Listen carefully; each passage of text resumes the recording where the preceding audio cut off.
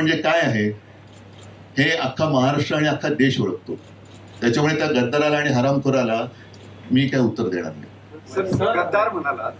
गद्दार म्हणालात बराच काळ ही लोक तुमच्या सोबत राहिलेली होती, तुमच्या आणि त्यांचे काही वैयक्तिक संबंधही होते, तुमच्या त्यांच्याबरोबरच्या काही आठवणी असतात. आता बराच काळ झाला ते तुमच्यापासून लांब जाऊन आणि तिथून परत तुमच्यावरती जेव्हा असे आरोप होतात तेव्हा तुम्ही त्याच्याकडे राजकारण म्हणून पाहता की सुरुवातीला शासनामध्ये कौटुंबिक कल्चर होतं, त्यातून पाहिल्यावर तुम्हाला त्रास होतो का? म्हणजे वेदना, त्रास आणि वेदना होतातच, वेदना होतात. पण त्याच वेळेला शिवाजी पार्कमध्ये हजारो माणसं पावसात भिजत माझं भाषण मी थांबू का विचारल्यानंतर सुद्धा तुम्ही बोला म्हणतात, तेव्हा ह्या वेदनांवरती ते एक रामबाण औषध असतं.